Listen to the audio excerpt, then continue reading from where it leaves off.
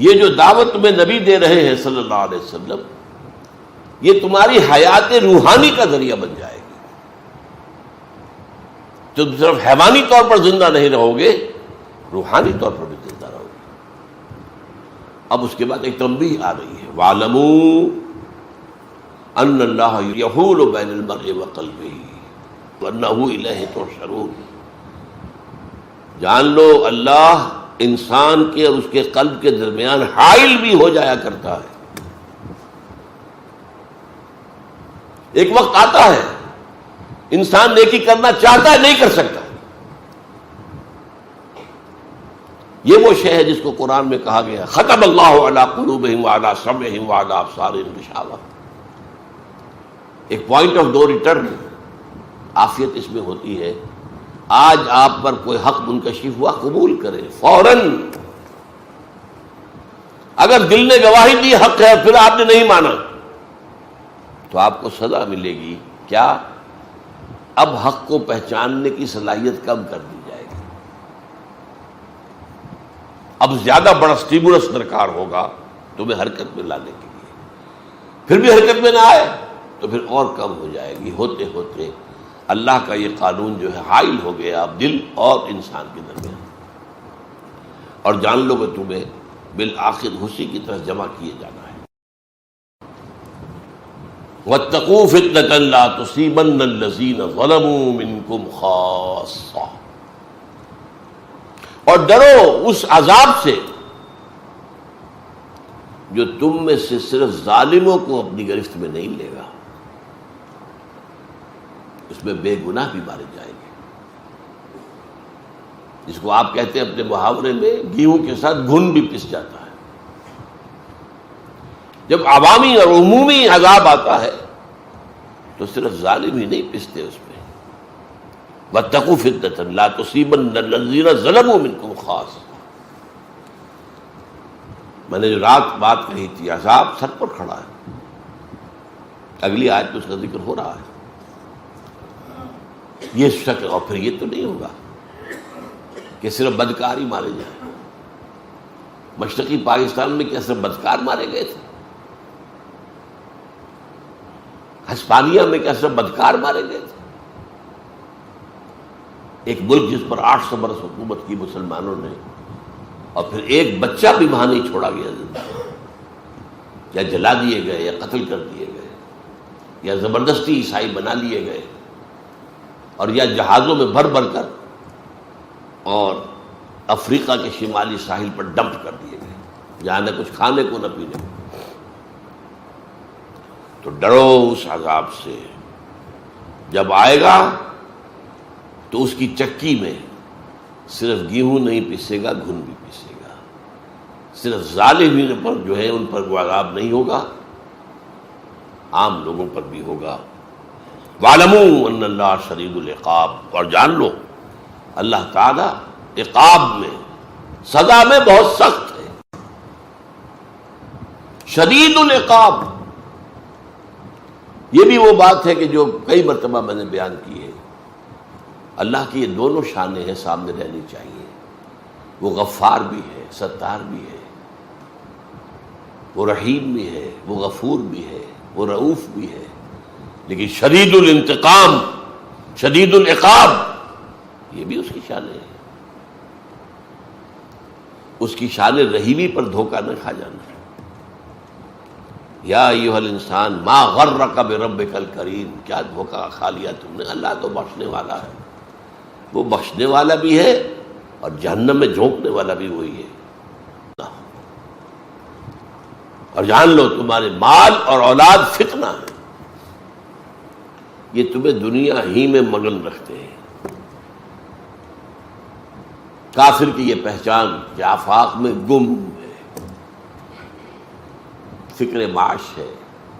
اولاد کی تعلیم بہتر سے بہتر ہو جائے. 10,000 20,000 فیس دینی پڑے کوئی بات نہیں، کہیں سے لے لیں گے، ڈاکہ مار لیں گے، رشوتیں لے لیں گے، غبن کر لیں گے. مال اور اولاد فتنہ ہے. یہی تمہیں روکے ہوئے ہیں، یہی تو تمہاری دامن تھامے ہوئے ہیں. اللہ کی راہ میں بڑھنے نہیں دیتے. مال، ایک بیڑی یہ پاؤں پہ پڑی ہوئی ہے مال کی، اور دوسری بیڑی جو ہے وہ اولاد کی ہے۔ وَاعْلَمُوا أَنَّمَا أَمْوَالُكُمْ وَأَوْلَادُكُمْ فِتْنَةٌ، ان بیڑیوں سے اپنے آپ کو آزاد کراؤ، ہتھ کڑیوں سے اپنے آپ کو آزاد کراؤ۔ ٹھیک ہے، ان کا حق ایک حد تک، مناسب حد تک ادا کرو، انہی کے نہ ہو کر رہ جاؤ۔ وَاعْلَمُوا أَنَّمَا أَمْوَالُكُمْ وَأَوْلَادُكُمْ فِتْنَةٌ وَاللَّهُ عِندَهُ أَجْرٌ عَظِيمٌ، اور دیکھ لو اجر تو اللہ ہی کے پاس ہے۔ اولاد تمہیں کیا اجر دے دے گی؟ تم نے اپنے آپ کو کھپا دیا اولاد میں، پوری جسم و جان کی قوتیں پیسہ کمانے پر پیسہ لگا دیا اولاد پر، اور یا مکانوں پر اور بلڈنگوں پر۔ ان میں سے کون سی چیز ہے جو تمہیں کو بدلہ دے سکے گی؟ یہی اولاد جوان ہو کر سینہ تان کر کھڑی ہو جاتی ہے، نہیں جی آپ تو دقیانوسی آدمی ہیں، آپ تو پرانے دور کے آدمی ہیں، میں آپ کی بات نہیں مان سکتا۔ اس وقت سینے پر سانپ لوٹتا ہے، یہ میرا بیٹا بول رہا، یہ وہ ہے جسے میں سمجھا تھا یہ میں ہی ہوں، یہ میرے وجود کا تسلسل ہے، اور یہ آج اس طرح کھڑے ہو کر سینہ تان کر اور مجھ سے بات کر رہا ہے۔ باقی تو آپ کو معلوم ہے والدین کو قتل بھی کر دیتے ہیں جائیداد کے لیے، کوئی جھگڑے کے لیے، کوئی اور ہو گیا، یہ سارا کچھ ہو رہا ہے تمہیں۔ اگر تم ان نعمتوں کا حق ادا کرو گے ہم اور دیں گے، اور دیں گے، اور دیں گے۔ میں نے وہ اگلی آیت کون سی پڑھی؟ سورہ ابراہیم کی علیہ الصلوۃ والسلام، وَإِسْتَأْذَنَ رَبُّكُمْ، جبکہ تمہارے رب نے اعلان کر دیا تھا لَإِن شَكَرْتُمْ لَأَزِيدَنَّكُمْ وَلَئِن كَفَرْتُمْ إِنَّ عَذَابِي لَشَدِيدٌ، اگر تم ہمارے انعامات پر شکر کرو گے، ان کا حق ادا کرو گے، ان نعمتوں کا حق ادا کرو گے، یہ آزادی ہم نے تمہیں دی تھی اس کا حق ادا کرو گے، تاکہ اس آزادی کو اللہ کے قدموں میں ڈال دو۔ اے اللہ ہم تیرے غلام ہیں، ہماری آزادی وہ نہیں ہے، مادر پدر آزادی نہیں ہے، ہم آزاد ہونا چاہتے تھے ہندو اور انگریز سے، تاکہ تیرے بندے بنے، تیرا دین قائم کرے۔ اگر یہ ہم کرتے لازیدنکم، میں اس آیت کی روح سے لازم سمجھتا ہوں کہ پاکستان بھارت کے اور علاقے فتح کرتا، کم سے کم کشمیر کا تو سوال ہی پیدا نہیں ہوتا، جانے دیتا، لیکن ہم نے پہلے روز سے ناشکری کی، اللہ کے دین کی طرف قدم نہیں بڑھایا۔ میں اس میں نہیں جانا چاہتا کون ذمہ دار ہے، پوری قوم ذمہ دار ہے، البتہ مختلف افراد کی اپنی اپنی جگہ اہمیت ہوتی ہے، اس کے اعتبار سے کسی کی ذمہ داری زیادہ ہے، کسی کی کم ہے، لیکن لعلکم تشکرون نہیں کرو گے تو عذاب، اللہ نے 25 برس قمری اعتبار سے 25 برس مہلت دی، پھر عذاب کا پہلا کوڑا پڑا مشرقی پاکستان، 93,000 ہمارے قیدی ہندو کے ہاتھ، کتنا اسلحہ، کتنے ہمارے جہاز، کتنے ہمارے ٹینک ہندو کے پاس گئے۔ ہمارا مورال زمین پر پاتال میں، ہندو کا مورال آسمان پر۔ زیادہ سے زیادہ 6 دن کی مار تھا مغرب پاکستان بھارت کے لیے، اب وہ تو اللہ کی مرضی تھی، نکسن کے دل میں بانٹ ڈالی۔ حدیث میں آیا ہے تمام انسانوں کے دل اللہ کی 2 انگلیوں کے مابین ہے، جدھر چاہتا ہے پھیر دیتا ہے۔ نکسن، اندرا گاندھی مرتے دم تک شکایت کرتی رہی، pro Pakistan tilt of Nixon administration.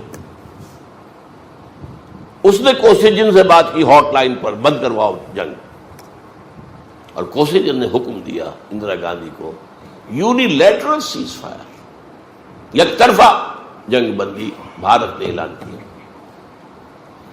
ورنہ ہمارا سیالکوٹ سیکٹر ٹوٹ چکا تھا، بڑھ رہا تھا بھارت، راجستھان سیکٹر ٹوٹ چکا تھا، بھارت تیزی سے بڑھ رہا تھا۔ لے دے کے جنرل ٹکا خان موجود تھے صرف، اور یہ سلیمان کی میں ٹاسک فورس لے کر بیٹھے ہوئے تھے، صرف ایئر فورس ہماری پیرالائز کر دی تھی بھارت نے، جبکہ 1965 کی جنگ ہم نے ایئر فورس کی وجہ سے جیتی تھی،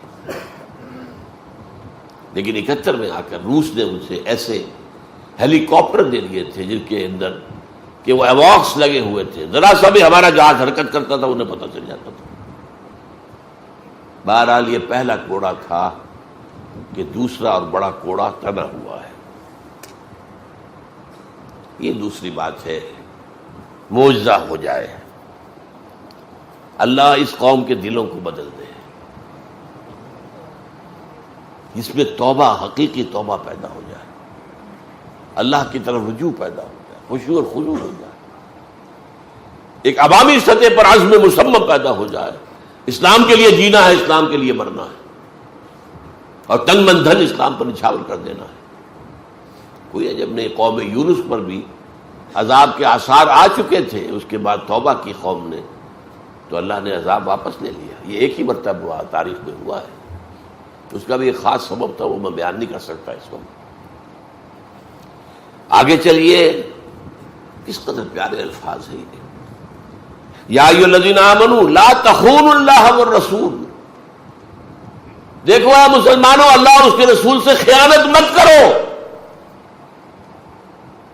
یہ امانت ہے اللہ اور اس کے رسول کی تمہارے پاس، تم نے دعائیں مانگ مانگ کر یہ ملک لیا تھا،